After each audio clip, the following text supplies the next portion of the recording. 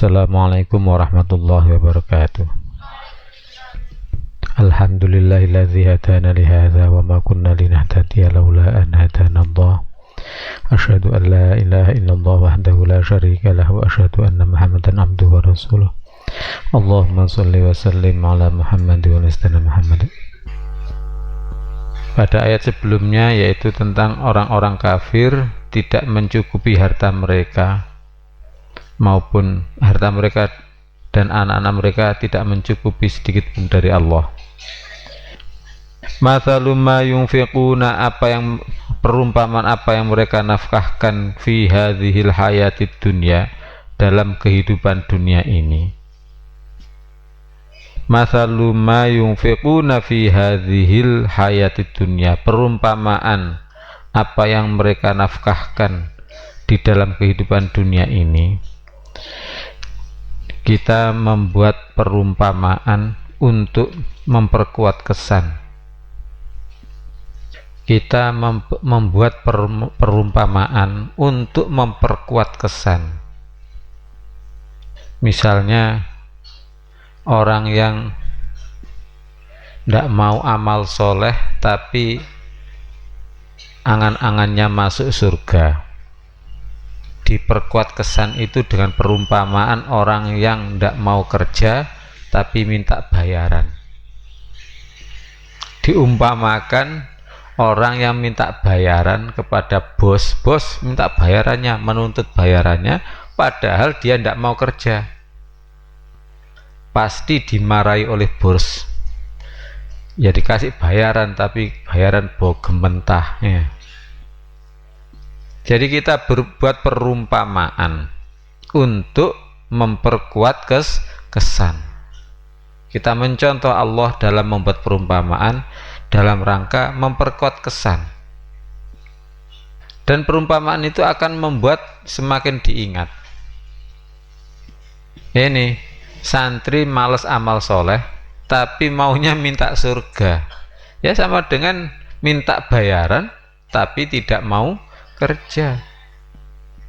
Perumpamaan lagi antara dunia dan akhirat diumpakan antara barat dan timur, sehingga orang tidak punya angan-angan di dunia foya-foya, akhirat masuk surga. Tidak ada itu ya. Maunya kan enak di dunia, enak di akhirat. Maunya begitu. Maunya berbuat kebaikan agar dapat dunia dan akhirat. Maka diumpamakan dunia itu adalah arah timur, sementara arah barat adalah akhirat. Sholat atau zakat untuk mencari dunia, maka tidak bisa mencapai akhirat. Untuk mencapai akhirat, maka terserah urusan dunia. Ini perumpamaan. Kita bikin perumpamaan untuk memperkuat kesan. Misalnya antara iman dan amal soleh diumpamakan antara angka 1 pada angka 1 juta. Amal soleh itu 000-nya, sementara imannya itu adalah angka 1-nya. Iman seberapa banyak pun, kalau amal soleh seberapa banyak pun, kalau tanpa didasari iman maka kosong tanpa arti. Diumpamakan angka 1 juta, diambil angka 1-nya, diambil angka 1 diambil, maka bukan 1 juta menjadi berapa? Kosong tanpa arti. Begitulah perumpamaan hubungan iman dan amal soleh. Amal soleh tanpa didasari iman tidak ada artinya. Bahkan bisa-bisa menjadi min. Kalau misalnya 1 juta, angka 1 diganti angka min 1 menjadi min 1 juta. Misalnya berbuat kebaikan tetapi untuk kejahatan. Berbuat kebaikan untuk kejahatan. Memberi uang agar mau diajak pacaran. Nah, itu sama dengan malah min ya. Mathalu ma yunfiquna fi hadhil hayatid dunya, perumpamaan apa yang mereka nafkahkan, apa yang mereka orang kafir nafkahkan dalam kehidupan dunia ini. Maka kita membuat perumpamaan untuk memperkuat kesan. Kamatsali rihin fiha sirrun, seperti perumpamaan angin yang di dalamnya ada hawa yang sangat dingin. Angin mengandung hawa yang sangat dingin. Oh ya, tadi yang mathalul ma yunfiquna fi hadhil hayatid dunya, itu nomor satu apa? Kita membuat perumpamaan apa? Untuk memperkuat kesan dari kata mathalu. Kemudian ma yunfiquna, apa yang mereka nafkahkan. Kita hati-hati dalam bernafkah atau berbuat kebaikan lainnya. Kita hati-hati dalam menafkahkan harta ataupun perbuatan baik lainnya. Kita hati-hati dalam menafkahkan harta ataupun perbuatan baik lainnya. Jangan seperti orang kafir. Yaitu kita hindari seperti orang kafir. Orang kafir itu nggak pernah membelanjakan hartanya untuk Allah. Paling belanja harta untuk dirinya sendiri, untuk keluarganya. Untuk dirinya sendiri, untuk keluarganya. Yang dipikirkan adalah utangnya sendiri, bukan utangnya untuk agama Allah. Itu yang dipikirkan. Abah, hutang saya banyak, kamu mikir utangmu diri sendiri aja kok repot-repot. Apa itu mikir utang arek-arek ya. Sampai yang dimakan saja ndak ada, kamu mikir makan dirimu sendiri aja nggak bisa. Itu aja kok kerepotan ya.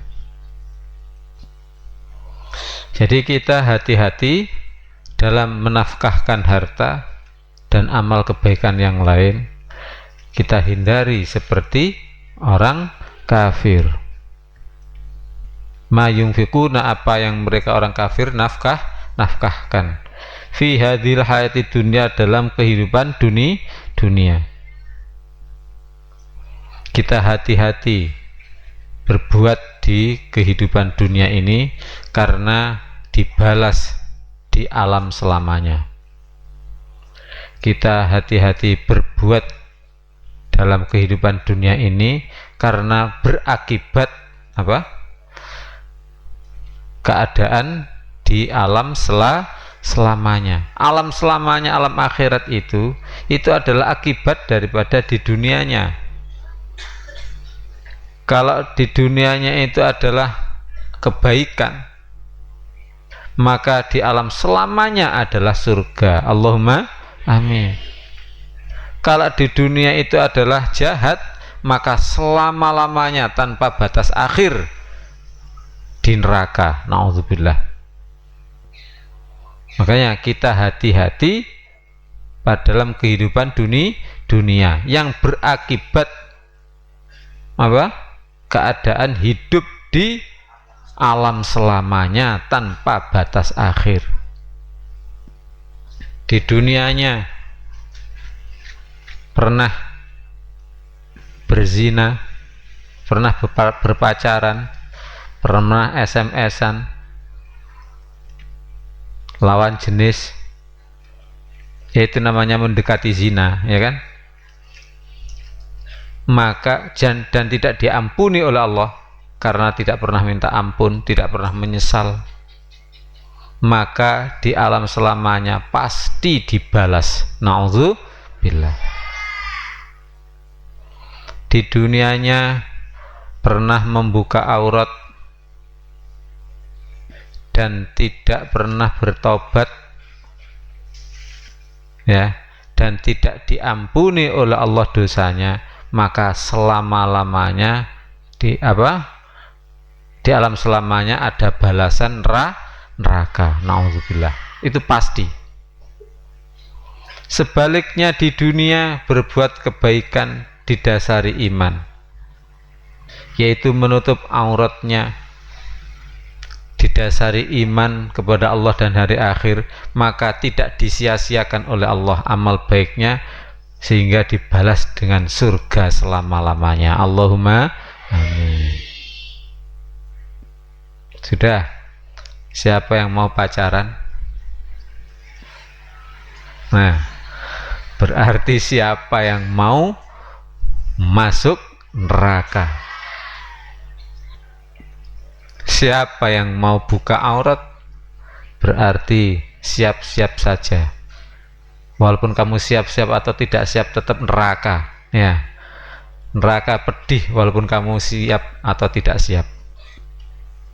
Siapa yang di dunia mengagungkan Allah walaupun dengan menyebut namanya sekali saja, subhanallah wa bihamdih, maha suci Allah dan maha terpuji dia, satu kali saja pasti dibalas oleh Allah dengan surga. Allahumma amin. Padahal satu kali, apalagi berkali-kali. Jangan disia-siakan kehidupan dunia ini. Masalu, perumpamaan. Satu, kita membuat perumpamaan untuk menegaskan kesan.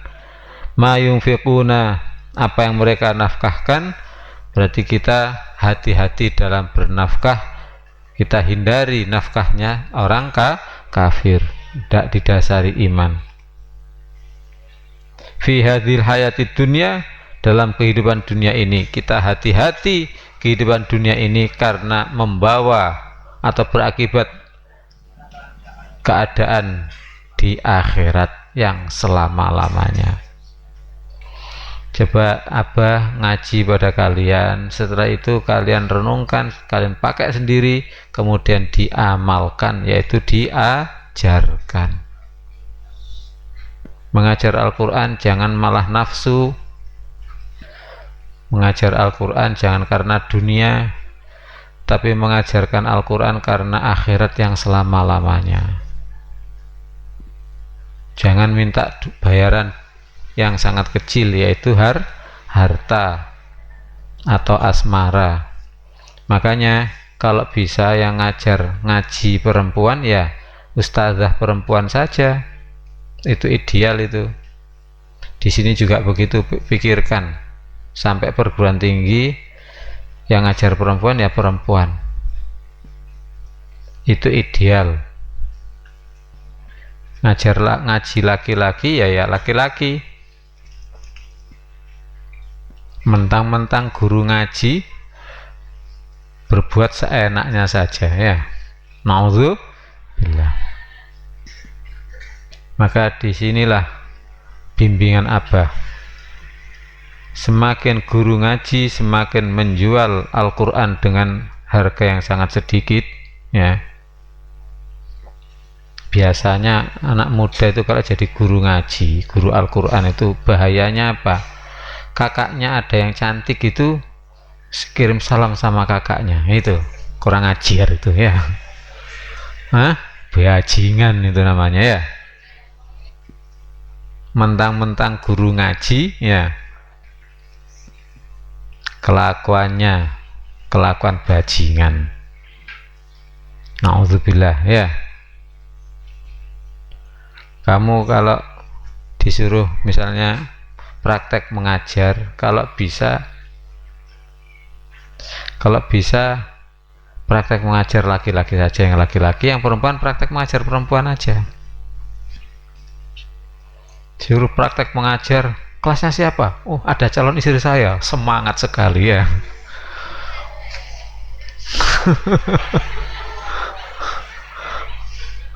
Langsung kopiahnya dibenahi berkali, jangan sampai kopiahnya menceng, ya. Yang perempuan jilbab sudah benar-benar dibenahi tuh, utek kayak gak sempat mikir ngajarnya. Mudah-mudahan kita baik lahir dan baik batin.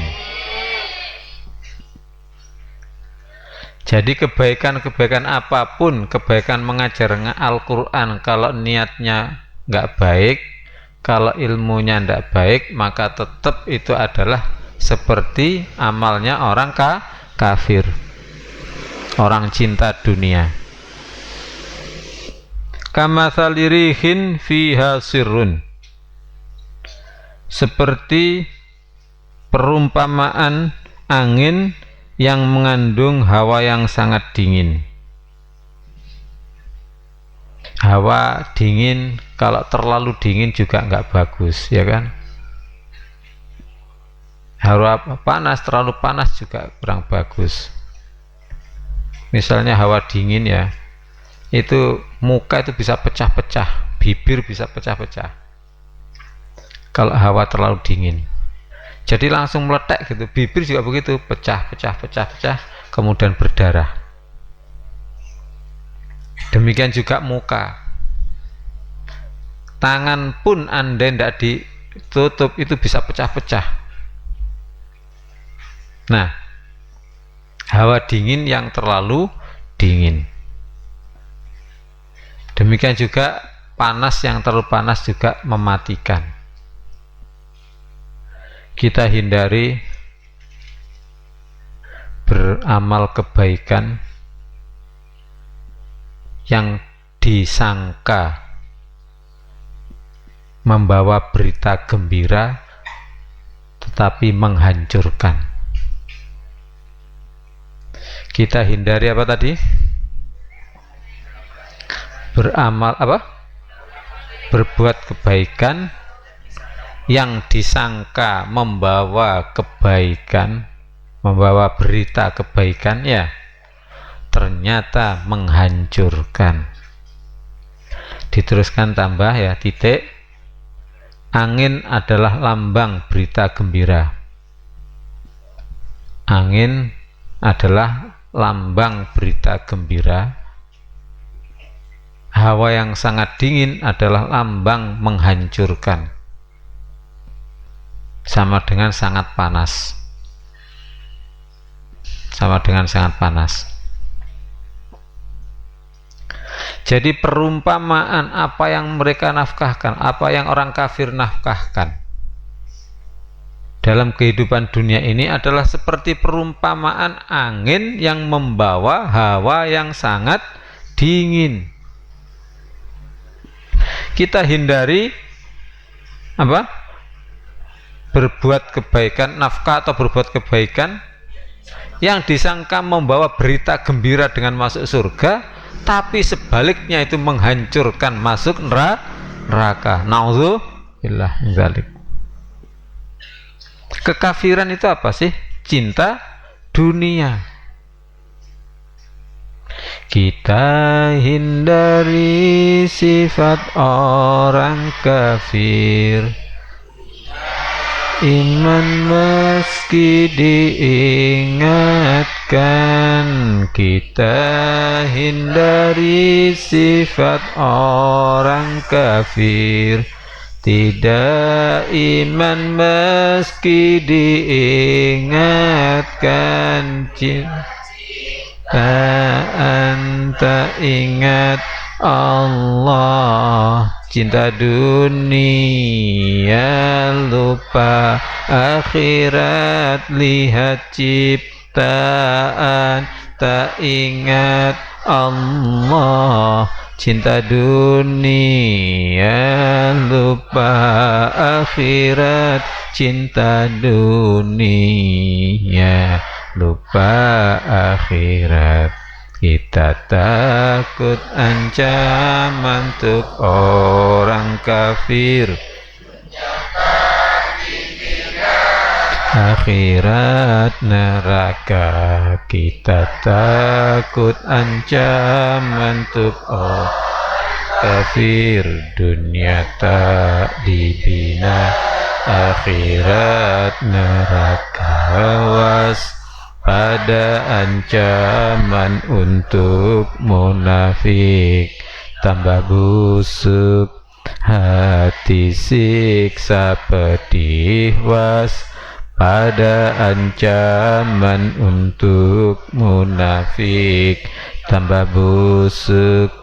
Hati siksa pedih tambah busuk. Hati siksa pedih.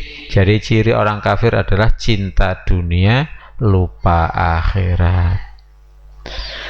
Apa yang dinafkahkan oleh orang kafir itu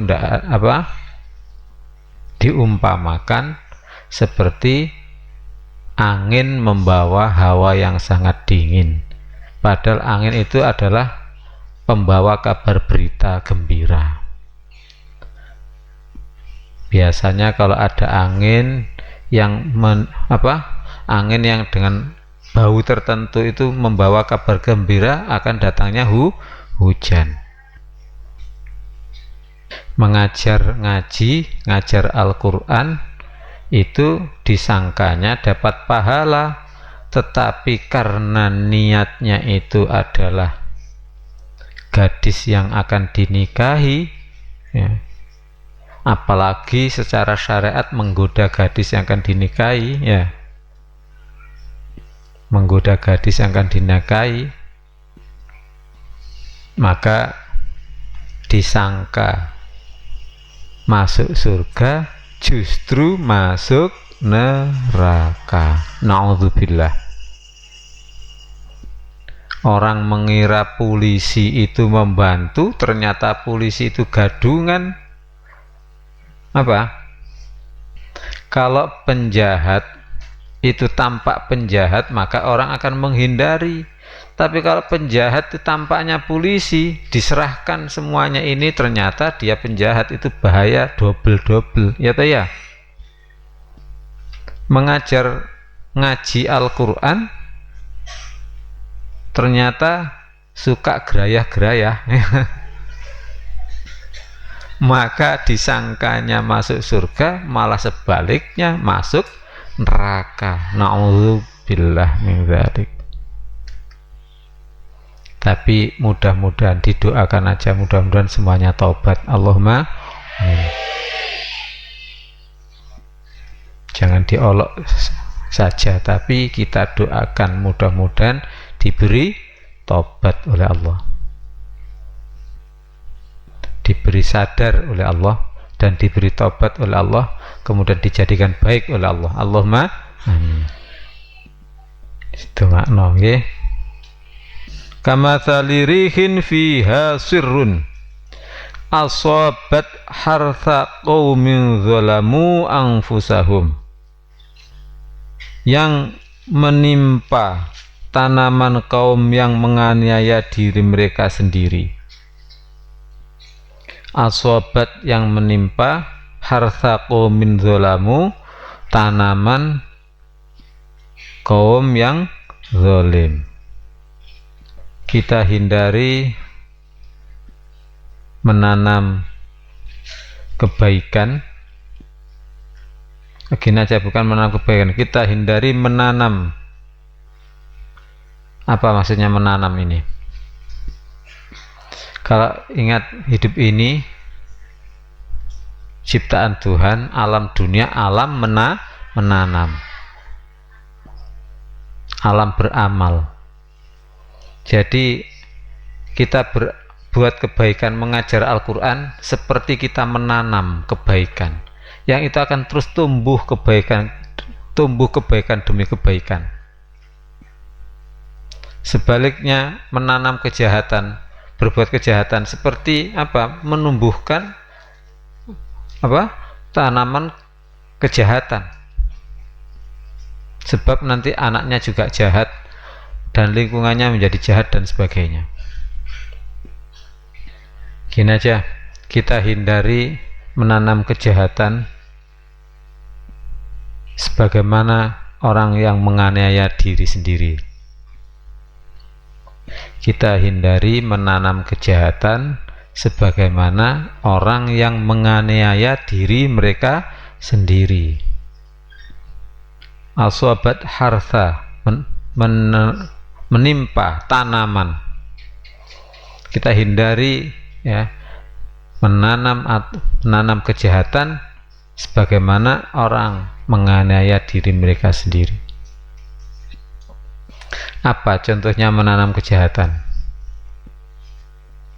Setiap perbuatan itu kan mesti akan ditiru. Ya toh ya? Apa kejahatan apa misalnya? Misalnya pacaran. Misalnya SMS-an lawan jenis. Itu sama dengan menanam kejahatan. Sebab pertamanya SMS-an, selanjutnya terserah Anda. Ya enggak lah. Setan akan ngomong, kamu cuma SMS-an tok, kecut. Nah, sampaikan bahwa kamu cinta sama dia. Nah, sampaikan. Nah, kemudian disampaikan. Maka orang yang SMS-an tadi lawannya juga, wah, aku ditantang ini ya. Pertamanya sih kadang-kadang SMS-nya berupa sudah sholat kak ya.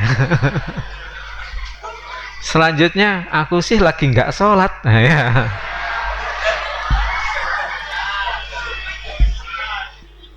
Ojo ngomong pengalaman tak tempili kan. Pasti seterusnya ndak begitu aja. Besok libur ya, tanggal merah. Iya, ketemuan yuk. Nah.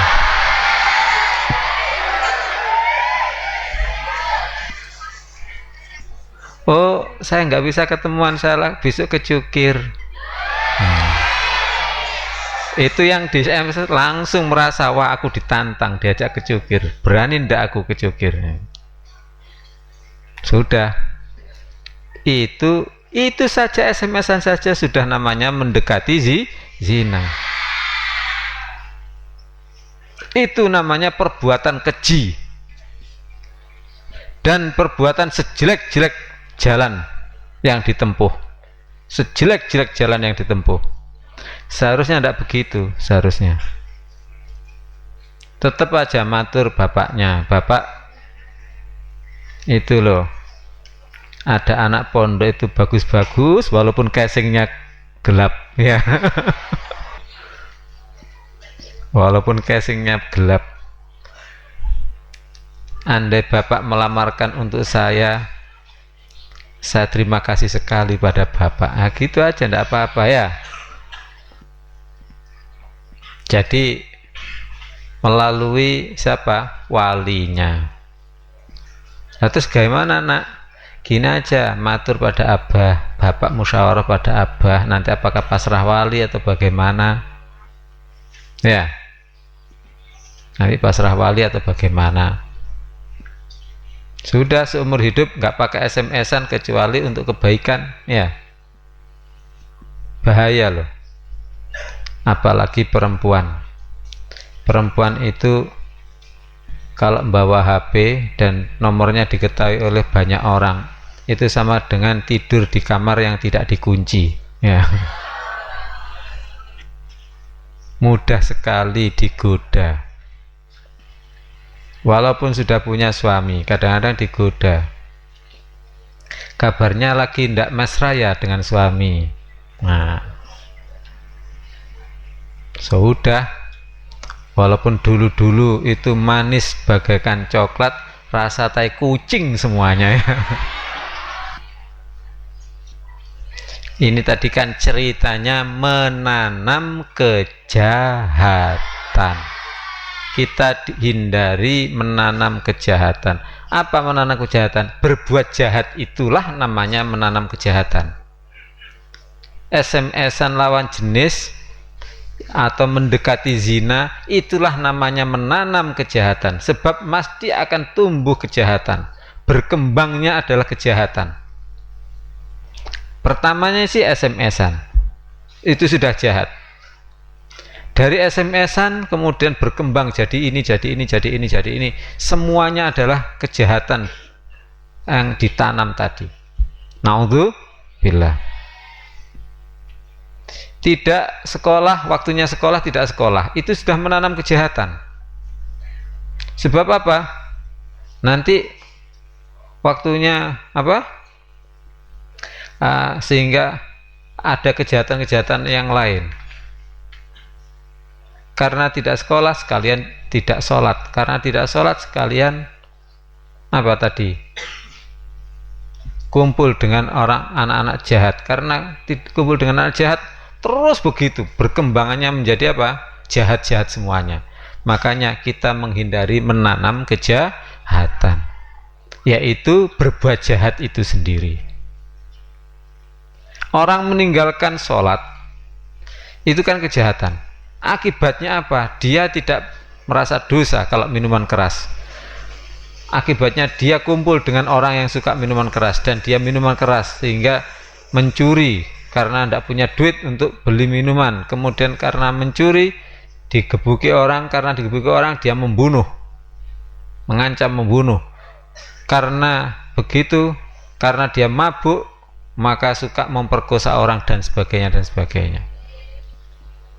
Apalagi perempuan keluar dari pondok saja sudah jahat, dan itu berarti menanam kejahatan. Karena apa? Besok lagi keluar lagi merasa tidak dosa. Asobat hartha qaumin zalamu anfusahum. Asobat hartha, menimpa tanaman.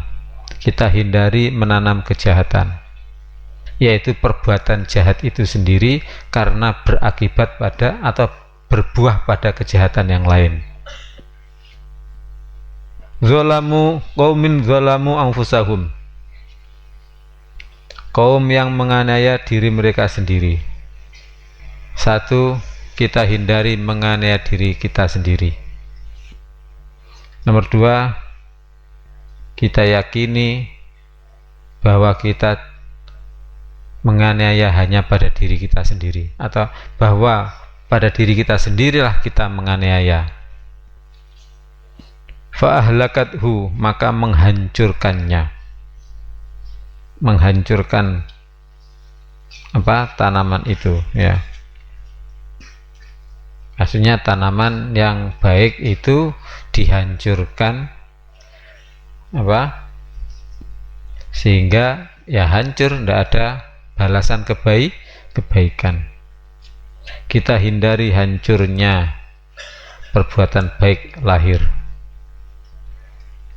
atau kita hindari hancurnya pahala kebaikan. Wa ma zalamahumullahu, dan tidaklah Allah menganiaya mereka. Kepada Allah kita hanya menyangka baik, kepada Allah kita hanya menyangka baik, dan kita hindari menyangka Allah zalim, dan kita hindari menyangka Allah zalim. Subhanallah, Maha Suci Allah. Jadi kalau kita misalnya urusan harta, kita kadang-kadang kehilangan harta, maka kita yakini bahwa apa?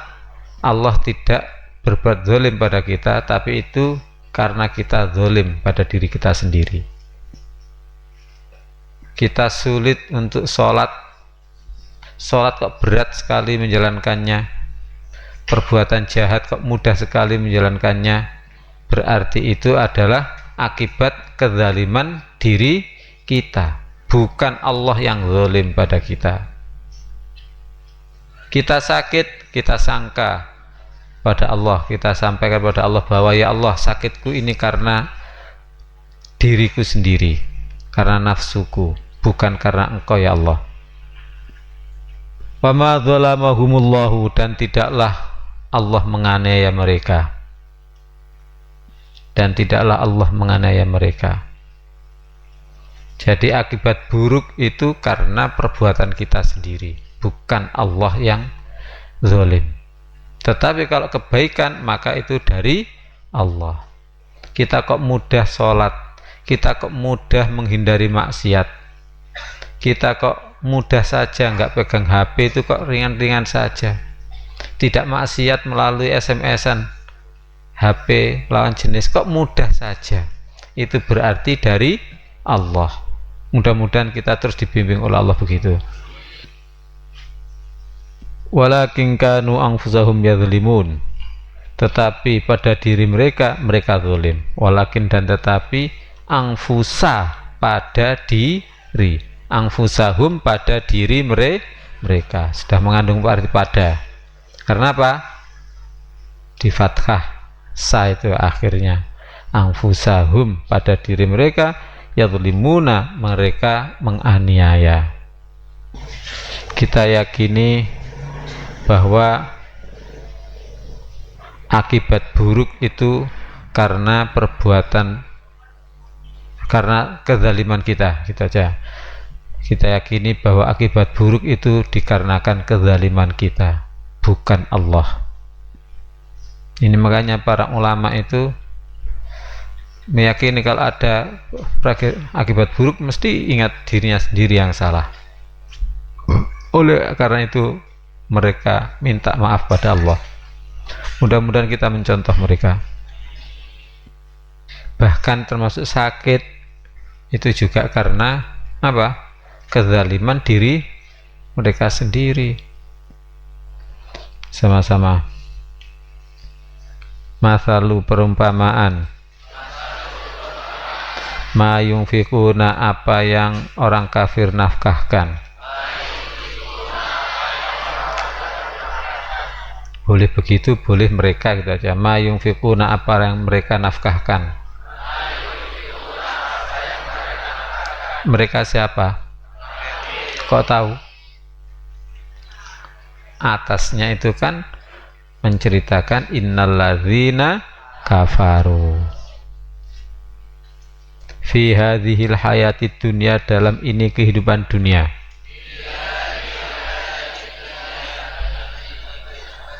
Kamasali seperti perumpamaan, rihin angin, fiha di dalamnya, sirun hawa sangat dingin, lagi,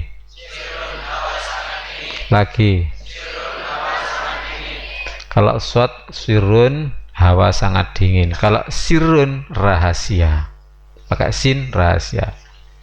Makanya sir-siran berarti rahasia-rahasiaan. Asobat menimpa,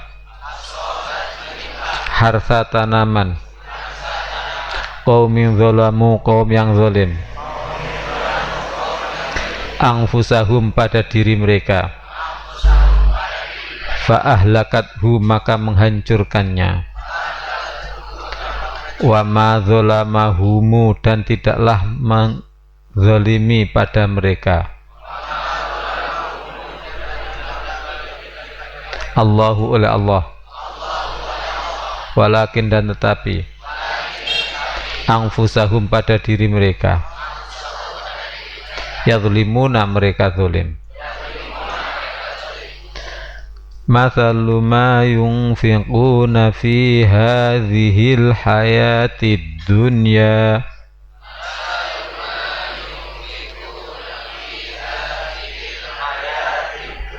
lagi, mathalu ma yunfiquna fi hadhil hayatid dunya, lagi,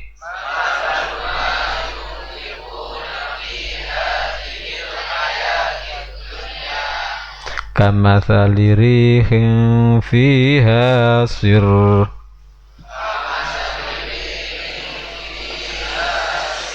kamathali rihin fiha sir,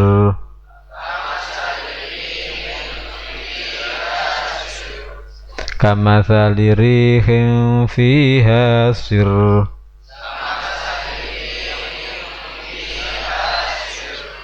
asobat harsa qaumin zalamu anfusahum,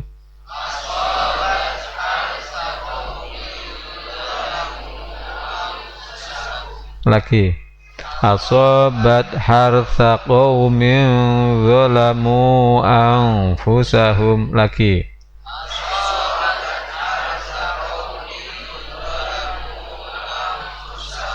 Fa'ahlakat. Gini aja teruskan.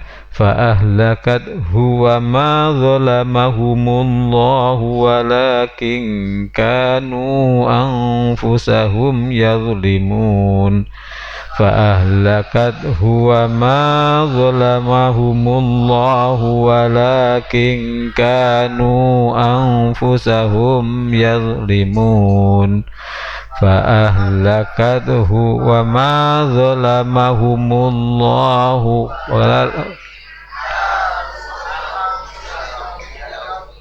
diulangi. Fa'ahlakathu wa ma zalamahumullahu walakin kanu anfusahum yazlimun. Lagi. Fa'ahlakathu wa ma zalamahumullahu walakin kanu anfusahum yazlimun. Dari awal bisa ndak? Mathalu ma yunfiquna fi hadhil hayatid dunya kamathali rihin fiha sir asabat harsa qaumin zalamu anfusahum fa'ahlakathu wa ma zalamahumullahu walakin kanu anfusahum yazlimun. Dihafalkan ya.